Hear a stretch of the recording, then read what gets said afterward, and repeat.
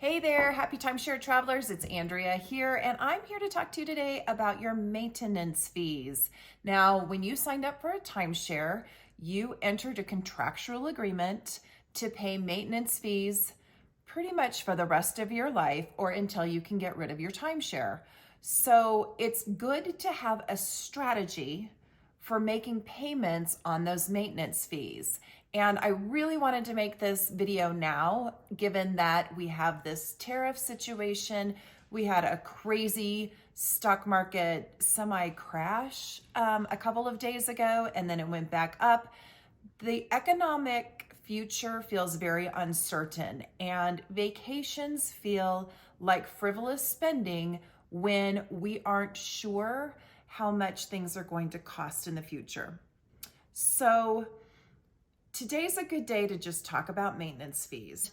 The reason why I want to discuss this is because in our family, we have something called everybody's got their own kind of crazy. And what I mean by that is there's something that you care about more than average people. And to give you an example of that, I have a really good friend. She is a no shoes house. No one gets into her house with their shoes on. It doesn't matter if you're just going over there for a cup of coffee, or she threw a really nice Christmas party and we all left our nice shoes at the door because she's a no shoe house. Now in my house, I don't have that crazy. You can come into my house with shoes on. If you're used to taking your shoes off, take your shoes off, whatever you're most comfortable doing. Now, my crazy is I don't like to pay full price for anything. I am really, really cheap, and I like to try to make every penny count. So I got into the travel hacking game, if you will, maybe about 4 years ago. I started getting really interested in credit card points, hotel points, airline miles. And I have been very successful in putting together some great international family vacations where the airfare was covered, the hotel was covered, really the basic travel piece I was able to pay for in points and miles. And so when it came to having a timeshare, I got this new bill every year. If you'll remember, if you haven't watched our story, my mom is the one who initially purchased these timeshares. And we went ahead now that she's not traveling anymore, and we took over the payments. We've put some in our names, and we're using the timeshares. So we did not have that big initial fee, but we do have the annual maintenance fees. And so I've been working really hard on figuring out how to travel hack it. How do I get rid of that fee in a way that makes the most sense? And I've come up with credit card points.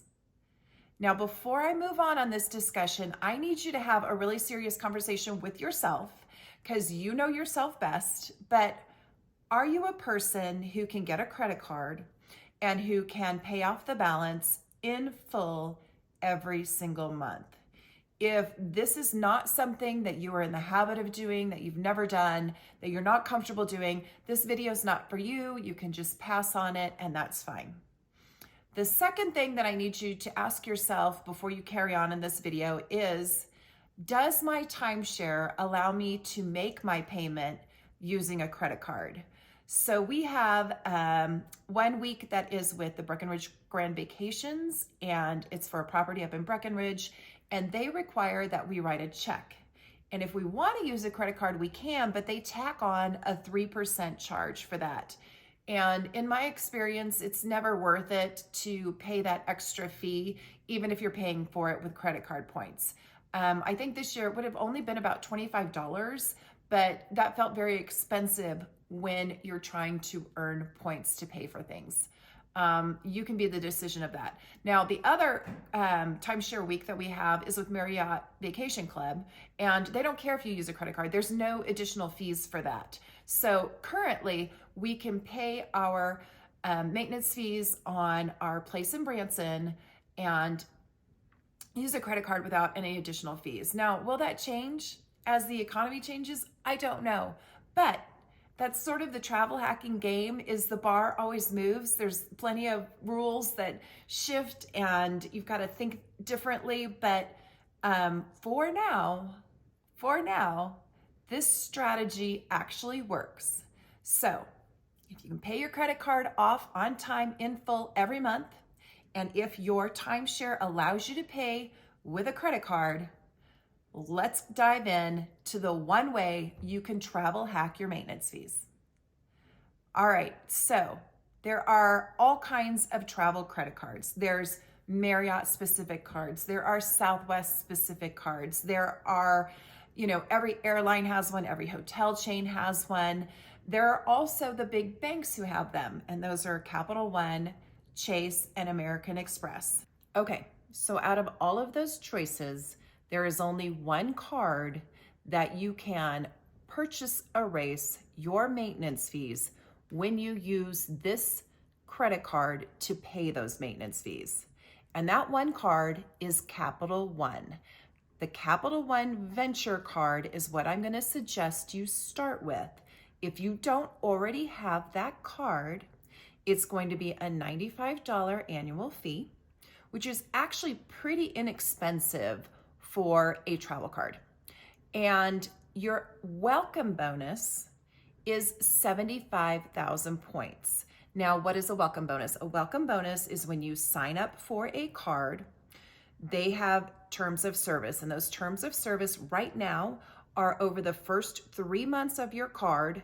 You need to make $4,000 worth of payments in those first 3 months. And if you do that, they will reward you with 75,000 Capital One points.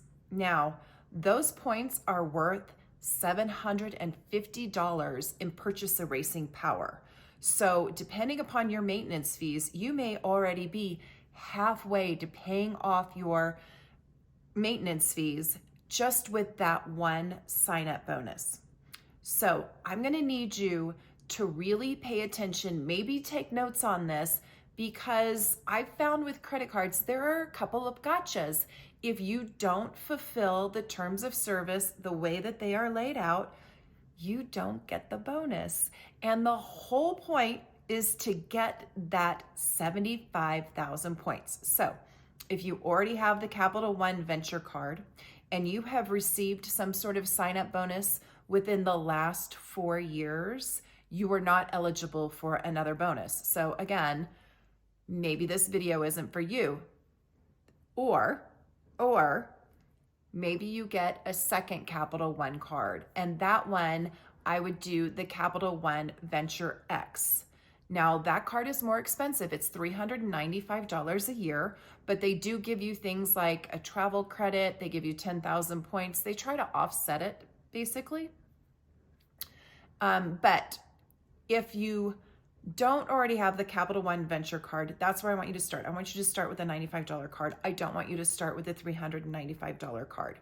Okay? It doesn't make any sense to add more fees when we're trying to subtract fees, right? That's the way the math works. Anyway, so I'm going to have you sign up for the Capital One Venture card for the $95 fee for the 75,000 bonus points when you spend $4,000 in the first 3 months. So let's talk about that.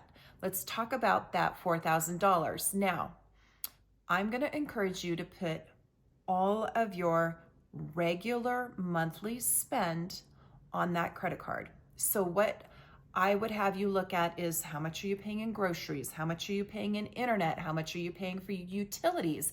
How much are you paying for eating out, gas, insurance? Whatever you can put on your credit card, I want you to sit down and I want you to make a list, because chances are pretty good it's somewhere in the $1,500 range just for your extra expenses if you really add everything up. I mean, I'm talking your streaming services, your phone, all the things. So if you're paying $1,500 a month in regular spend, it's going to be very easy to meet that $4,000 in 3 months. Okay, so that's step number 2. Step number 1 is you have to be able to apply for and get the card, and you're going to want that sign-up bonus.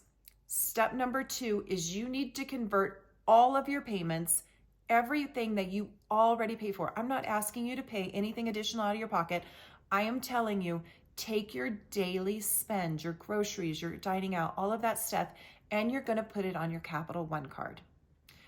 Now, the best part about the Capital One card is all of that spend is actually gonna get you 2 times the points. So if you just make those $4,000 within the first 3 months and you get your $75,000 bonus, and then you've put $4,000 on the card, that $4,000 actually equals 8,000 points or $80. So you're starting to slowly accumulate your points. Now, across the year, if you continue to just use this card and you put all your spend on it, chances are pretty good you're gonna get pretty close to being able to erase your purchases. Now, here's one thing I want you to think of. I want you to use only one person. If you are, let's say you're a couple, or it's you and a friend, you and a brother, you and whomever, who are on the title, who are responsible for this maintenance fee. I want only one of you to get that Capital One card in the first year. And you are going to put the second person, if you trust them, if you have that sort of relationship. I'm hoping if it's your spouse that you do, but everybody's different, that you can add them as an authorized user. Authorized users are actually free to add onto your Capital One card. There's no additional $95 annual fee for that. They're free. And that person can then use that Capital One card, and all of your points are going to go into one big points pile. So every time either one of you, like if you're going golfing one day while she's going to coffee with friends, or you're going bowling, or you're both going bowling, everybody can put it on their own card and you get all of the points in one big points pile, because you need one big points pile, because you're going to take that payment, that maintenance fee payment, you're going to put it on one card, and then you need that whole points pile to purchase erase it. So I just want to show you how this worked with our Marriott this year. Okay, you are inside of my Capital One account, and I'm going to go to cover travel purchases. And within the cover travel purchases, let me see here, there is my Marriott charge. It was for $250. That's my fee to enroll my week in the Abound program every year.